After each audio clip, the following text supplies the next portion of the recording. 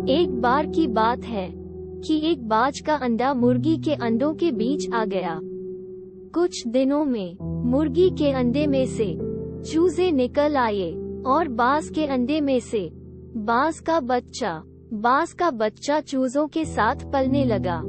वह चूजों के साथ खाता पीता खेलता इधर उधर फुदकता बड़ा होने लगा। चूजों के साथ रहते हुए उसे कभी एहसास ही नहीं हुआ कि वह चूजा नहीं बल्कि बाज है। वह खुद को चूजा ही समझता था और हर काम उन्हीं की तरह करता था।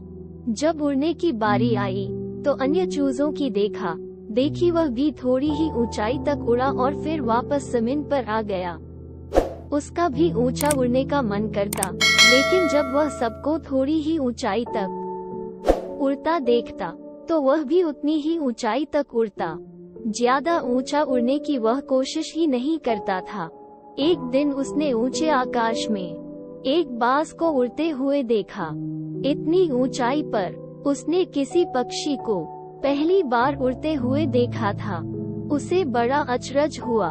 उसने चूजों से पूछा, वो कौन है भाई जो इतनी ऊंचाई पर उड़ रहा है? चूजे बोले, वो पक्षियों का राजा बाज है। वह आकाश में सबसे ज्यादा ऊंचाई पर उड़ता है। कोई दूसरा पक्षी उसकी बराबरी नहीं कर सकता। यदि मैं भी उसके जैसा उड़ना चाहूँ तो?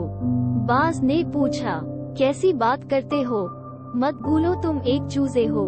चाहे कितनी ही कोशिश कर लो, बाज जितना नहीं उड़ पाओगे। इसलिए व्यर्थ में ऊंचा उड़ने के बारे में मत सोचो। जितना उड़ सकते हो उतने में ही खुश रहो।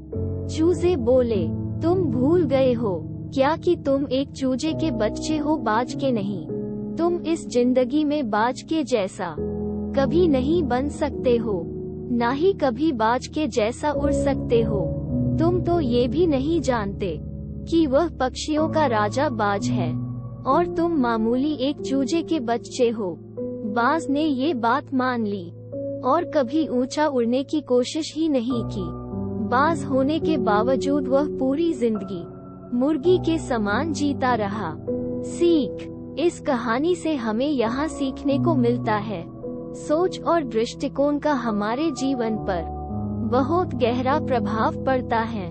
हम सभी क्षमता और संभावनाओं से परिपूर्ण हैं। चाहे हम कैसी भी परिस्थिति में क्यों न हो, हमें आवश्यकता है अपनी क्षमता पहचानने की और अपनी सोच तथा दृष्टिकोण को व्यापक बनाने की। हम स्वयं को चूजे समझेंगे तो चूजे ही बनेंगे और बाज समझेंगे तो बाज बनेंगे। खुद को कम न समझें, अपनी क्षमता को सीमित न करें। बाज बने और जीवन में ऊंची उड़ान भरें।